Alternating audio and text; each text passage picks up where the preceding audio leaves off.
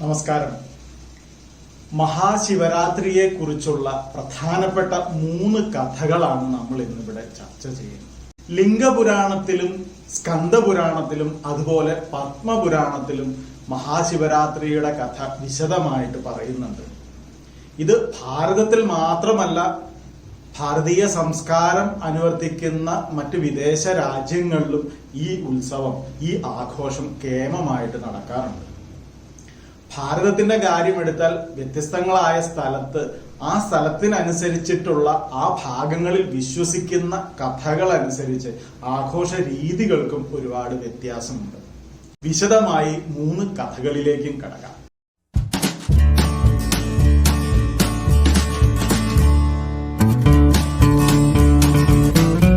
എന്നാണ് ശിവരാത്രി ആഘോഷിക്കുന്നത് എന്ന് നോക്കാം. ദക്ഷിണ ഭാരതത്തിന്റെയും ഉത്തര ഭാരതത്തിന്റെയും ആ കണക്കാക്കുന്ന തീയതികളിൽ ചെറിയ വ്യത്യാസമുണ്ട്. ദക്ഷിണ ഭാരതത്തിൽ മാഘമാസത്തിൽ കൃഷ്ണപക്ഷത്തിലെ ചതുർദശി നാളിലാണ് നമ്മൾ ശിവരാത്രി ആഘോഷിക്കുന്നത്. എന്നാൽ ഉത്തര ഭാരതത്തിൽ ഏകദേശം ദിവസം അത് തന്നെയാണ്. ഫാൽഗുന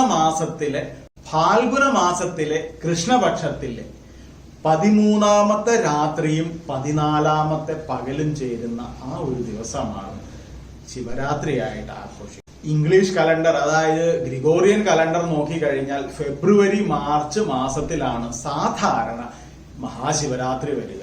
1ാമത്തെ കഥ, പാലാഴി മഥനത്തിന്റെ ആ ഒരു സമയത്ത് അവശനായ വാസുകി കാളകൂട വിഷം ഛർദ്ദിച്ചു. ഈ വിഷത്തിന്റെ ആ ഒരു ഇഫക്റ്റിൽ ദേവന്മാരും അസുരന്മാരും എല്ലാവരും മോഹാത്സ്യപ്പെട്ട് വീഴാൻ തുടങ്ങി. അത്രയ്ക്ക് കഠിനമായിട്ടുള്ള വിഷമാണ്.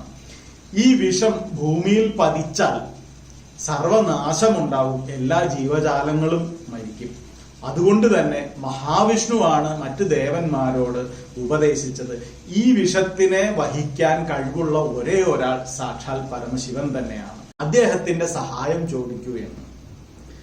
ദേവകളുടെ അഭ്യർത്ഥന മാനിച്ച് ശിവൻ ആ കാളകൂട വിഷം തന്റെ കൈകളിൽ സ്വീകരിക്കുകയും തുടർന്ന് ഒരു തുള്ളി പോലും വീഴാതെ കുടിക്കുകയും ചെയ്തു.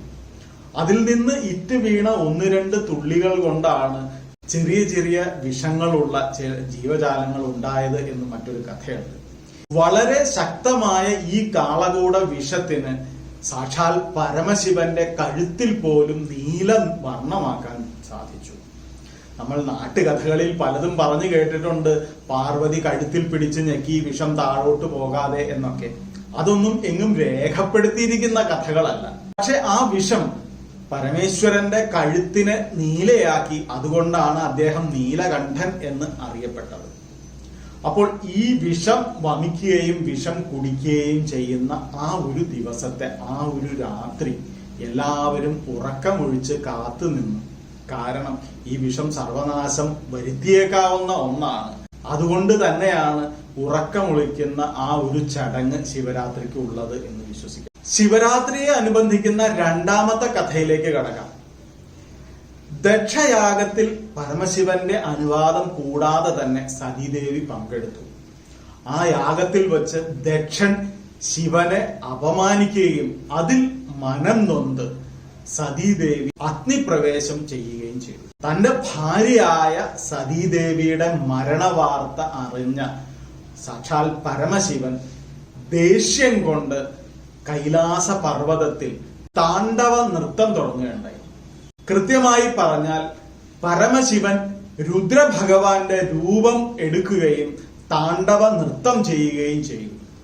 ആ നൃത്തത്തിന്റെ ശേഷമാണ് യാഗശാലയിലേക്ക് വന്നതും ദക്ഷന്റെ തല വെട്ടിയതും. ശിവരാത്രി ദിവസമാണ് രുദ്രഭഗവാൻ ഈ താണ്ഡവ നൃത്തം നടത്തിയത് എന്നാണ് ഒരു പക്ഷം. ആ താണ്ഡവ നൃത്തത്തിന്റെ ഗാംഭീര്യം കൊണ്ട് തന്നെയാണ് ഉറക്കമില്ലാത്ത രാത്രിയായിട്ട് മാറുന്നത്, ശിവന്റെ ദിവസമായിട്ട് മാറുന്നത് എന്നുള്ളതാണ് ഒരഭിപ്രായം. ശിവരാത്രിയുമായി ബന്ധപ്പെട്ട 3ാമത്തെ കഥയിലേക്ക് കടക്കാം. ഹിമവാന്റെ പുത്രിയായ പാർവതി ഒരുപാട് തപസ് ചെയ്താണ് പരമശിവനെ പ്രീതിപ്പെടുത്തിയത്. തന്റെ ഭർത്താവായി മറ്റാരെയും സ്വീകരിക്കില്ല, സാക്ഷാൽ പരമശിവനെ തന്നെ വേണമെന്നായിരുന്നു പാർവതീദേവിയുടെ വാശി. ഒടുവിൽ സാക്ഷാൽ പരമശിവന് തന്നെ അതിന് സമ്മതിക്കേണ്ടി വന്നു. അങ്ങനെ ശിവപാർവതി വിവാഹം നടക്കുകയായി. നരനാരീശ്വരനായി ശിവശക്തിയായി ലയിക്കുന്ന ആ ദിവസം, അതായത് ശിവപാർവതിയുടെ വിവാഹ ദിവസമാണ് ശിവരാത്രി എന്നുള്ളതാണ് ഒരു പക്ഷം. വ്യത്യസ്തങ്ങളായ 3 കഥകളാണ് ശിവരാത്രിയുമായിട്ട് ബന്ധപ്പെട്ടത്. നിങ്ങൾ പലപ്പോഴായിട്ട് ഈ പല കഥകളും പല രൂപത്തിലും കേട്ടിട്ടുമുണ്ടാവും. ഇനി നമുക്ക് ഭാരതത്തിന്റെ ഓരോ ഭാഗങ്ങളിൽ എവിടെയൊക്കെയാണ് പ്രധാനമായിട്ടും ഇത് ആഘോഷിക്കുന്നത് എന്ന് നോക്കാം. ചരിത്രകാരന്മാർ അഭിപ്രായപ്പെടുന്നത് ഏകദേശം 2500 വർഷങ്ങളോളമായിട്ട് ശിവരാത്രി ആഘോഷങ്ങൾ ഭാരതീയ സമൂഹത്തിൽ ഉണ്ടായിരുന്നു എന്നുള്ളതിന് തെളിവുണ്ട് എന്നാണ്. ഇന്നത്തെ കാലത്ത് ഏറ്റവും വലിയ ശിവരാത്രി മഹോത്സവം നടക്കുന്നത് ഉജ്ജയിനിയിലെ മഹാകാലേശ്വർ മന്ദിറിലാണ്. ഗുജറാത്തിലെ ജൂനാഗഡിനടുത്തുള്ള മൃഗികുണ്ടിലാണ് മറ്റൊരു പ്രധാന ഉത്സവം നടക്കുന്നത്.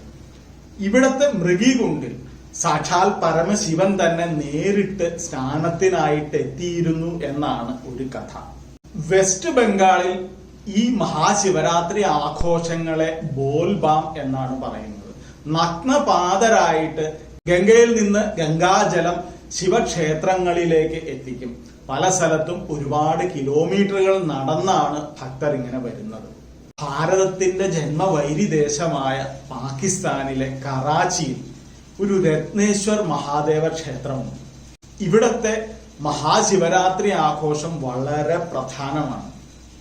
ഏകദേശം 25,000 പേർ ചേരുന്ന ഒരു ഉത്സവമാണ് ഈ കറാച്ചിയിൽ നടക്കുന്നത്. 25,000 പേര് ചേരുന്ന ഒരു ഉത്സവം എന്ന് പറഞ്ഞാൽ ഭാരതത്തിൽ അതൊരു വലിയ സംഭവമല്ലായിരിക്കാം. പക്ഷെ ഇസ്ലാമിക രാജ്യമായ പാകിസ്ഥാനിലെ പ്രധാന ഒരു നഗരമായ കറാച്ചിയിൽ ഇത്തരത്തിലൊരു ആഘോഷം നടക്കുന്നു എന്ന് പറയുന്നത് വാർത്താ പ്രാധാന്യമുള്ള കാര്യം തന്നെയാണ്. ഒരുപാട് ദൂരെയുള്ള നദിയിൽ നിന്ന് നഗ്നപാതരായിട്ട് വെള്ളം കൊണ്ടുവന്ന് അഭിഷേകം ചെയ്യുന്ന ഒരു കാഴ്ച ഈ കറാച്ചിയിലും നമുക്ക് കാണാൻ സാധിക്കും. മഹാശിവരാത്രിയെ കുറിച്ചുള്ള ഈ 3 കഥകളും നിങ്ങൾക്ക് എല്ലാവർക്കും ഇഷ്ടപ്പെട്ടു എന്ന് കരുതുന്നു. ഭാരതീയ ആഘോഷങ്ങളെ കുറിച്ചുള്ള പല വീഡിയോകളും ഒരു പ്ലേലിസ്റ്റ് ആയിട്ട് ഈ കൊടുത്തിട്ടുണ്ട്. അതിന്റെ ലിങ്ക് ഈ വീഡിയോയുടെ ഡിസ്ക്രിപ്ഷനിലും കൊടുക്കുന്നുണ്ട്. എല്ലാ ആഘോഷങ്ങളെയും കുറിച്ചുള്ള വീഡിയോകൾ കാണുമെന്ന് വിശ്വസിക്കുന്നു. നന്ദി, നമസ്കാരം.